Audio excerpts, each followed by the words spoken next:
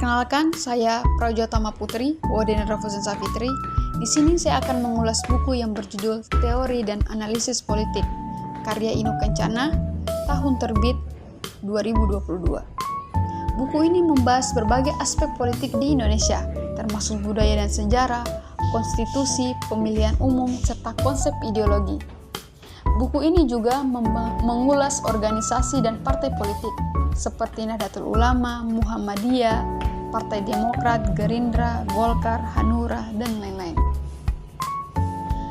Adapun beberapa kelebihan dari buku Teori dan Analisis Politik karya Inu Kencana berdasarkan ulasan dari isi buku yang saya baca.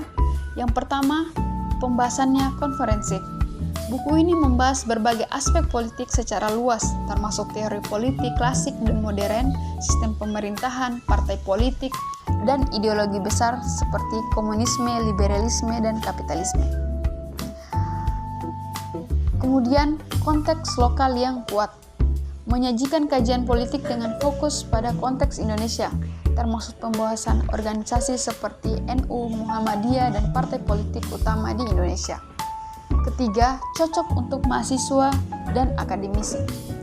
Materinya sistematis dan cocok sebagai referensi bagi mahasiswa ilmu politik pemerintahan ataupun hukum. Kemudian, gaya bahasa yang praktis. Buku ini menggunakan bahasa yang relatif mudah dipahami untuk pembaca yang baru mempelajari politik, meskipun tetap mempertahankan kedalaman analisis. Selanjutnya, kekurangan buku ini. Yang pertama adalah keterbatasan analisis kritis.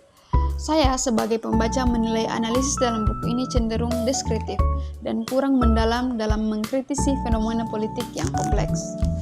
Kemudian data yang mungkin usang. Jika buku ini tidak diperbarui secara berkala, beberapa data atau contoh politik aktual bisa menjadi kurang relevan dengan situasi terkini. Kemudian kurangnya perspektif global. Fokus utama pada politik Indonesia membuat kajian terhadap dinamika politik global kurang mendapat perhatian yang seimbang. Kemudian minimnya ulasan empiris. Buku ini lebih banyak membahas teori tanpa banyak memberi studi kasus nyata atau data empiris sebagai dukungan argumen.